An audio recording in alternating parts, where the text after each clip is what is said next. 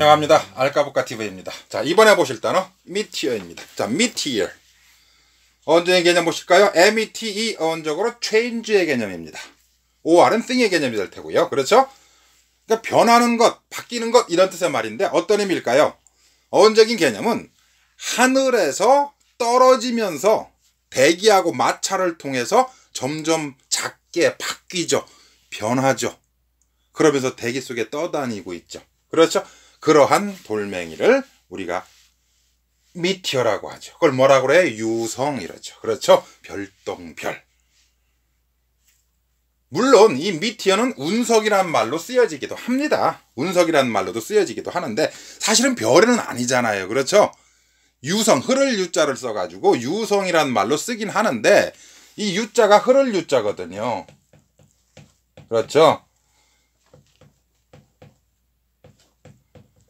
흐르는 별 이런 뜻이거든요. 하늘에서 쭉 흐르는 별이다라고 떨어지는 별이라는 말인데 실제로는 별이 아니라 덩어리잖아요. 그렇죠? 고체 덩어리.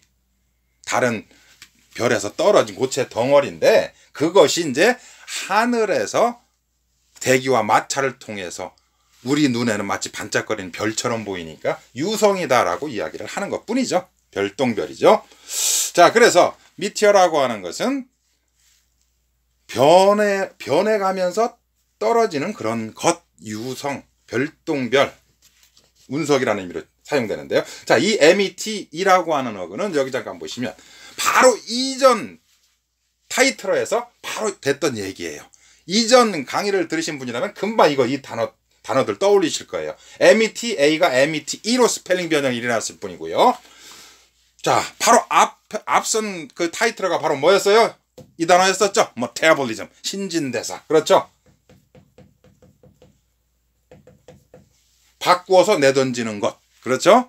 음식물이 결국은 우리 몸을 통과해 가면서 영양분으로 바뀌어 결국 나중에는 노폐물로 바뀌어서 몸 바깥으로 배출되는 그런 작용을 신진대사라고 한다. 이 메타볼리즘에 대해서는 바로 앞선 강의를 참고해 주세요.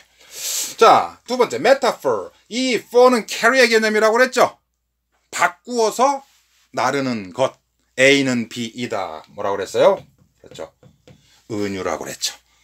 자, metaphysics. physics는 물리학이에요. 구체적인 거죠. 우리 눈에 보여지고 손으로 만져지는 것들이 물리학이죠. 그런데 메타예요. 이런 자연이 바뀌는 거는 우리 눈에 안 보이잖아요. 그렇죠? 바뀌긴 하지만 이게 그렇죠. 이걸 바로 뭐라고 그래요? 형 이상학이라고 한다고 그랬어요. metaphrase. 자, 구를 바꾼다 라고 하는 거죠. 이건 어떤 의미라고 그랬어요? 예를 들어 영어를 우리나라 말로 구를 바꾼다. 이게 바로 뭐예요?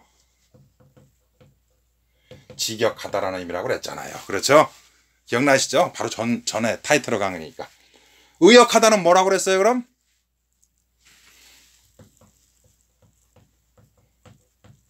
그렇죠? paraphrase라고 그랬잖아요. paraphrase. 그렇죠? metamorphism. 자, morph라고 하는 건 form, shape의 개념이라고 그랬죠. 그래서 형태가 변하는 것, 변형 내지는 변태. 그렇죠? 변형이나 변태랑 같은 말이죠. 자, 그 다음에 이것은 메타볼리즘을 타이틀로 하는 바로 이전 강의에서는 소개를 해주지 않았던 단어인데 meteor라고 하는 단어 스펠링이 들어가 있기 때문에 여기서 소개를 드립니다. meteorology. 자, 이건 어떤 의미냐면 변하는 것에 대한 학문이란 뜻이에요. 변하는 것에 대한 학문. 바로 어떤 의미냐? 그렇죠. 기상학, 날씨에 관한 학문을 meteorology라고 그래요. 그 기상, 날씨라고 하는 건 수도 없이 변하잖아요. 그렇죠? 어떤 때는 굉장히 햇빛이 쨍쨍 쪘다가 비도 왔다가 흐렸다가 뭐 이렇게 굉장히 자주 바뀌는 것에 대한 학문이다라고 해서 meteorology, 바로 기상학을 이야기합니다. OLOGY, science, 학문이라는 뜻이라고 그랬죠. 그렇죠? 자, 그래서 meteor라고 하는 이 단어가 META란 어근을 지니고 있는 그런 의미의 단어로서 변하는 것, 바뀌는 것, 바로 유성, 별똥별의 의미를 지니는 그런 단어이고요. 자, 그렇다면 동의어, 동의어는 단 한 단어로서 쓸 수 있는 게 있긴 합니다만, 자, 동의어와 파생어, 중요 어구가 양이 많지 않기 때문에 같이 묶어서 다음 영상에서 강의를 드립니다.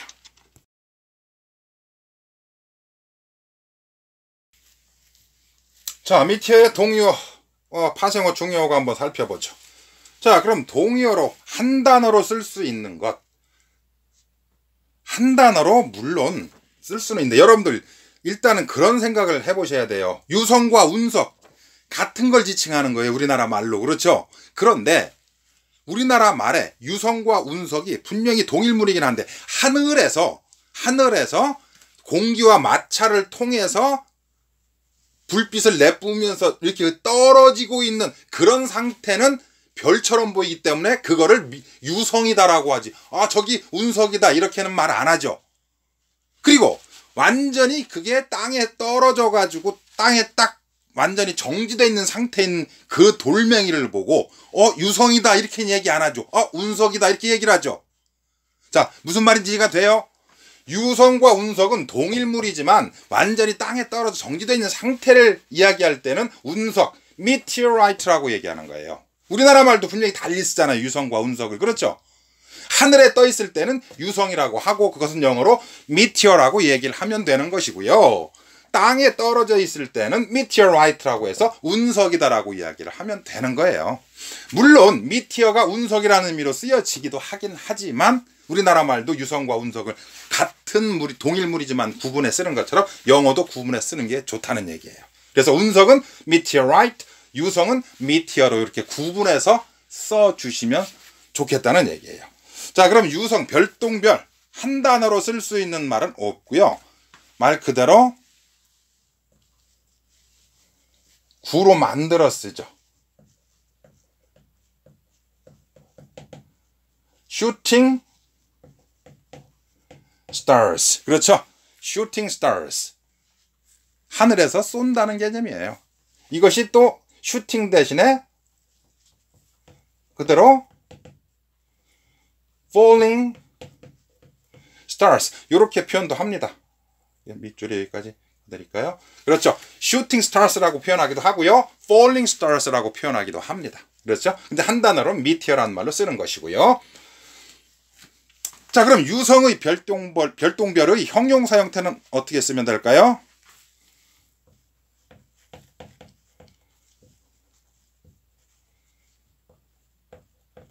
이렇게 처리합니다. meteoric. 그렇죠?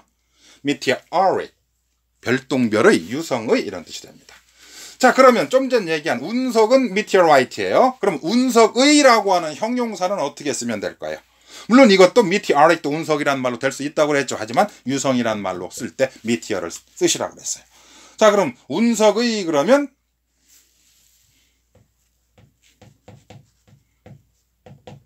이렇게 처리합니다. meteoritic. 그렇죠? meteoritic. 운석의. meteoric, meteoritic. 그렇죠? 자, 그러면 유성학. 유성에 관한 학문이란 뜻이에요. 요거는 어떤 단어를 가지고 쓸까요? 이거는 이 단어를 가지고 처리합니다. 그래서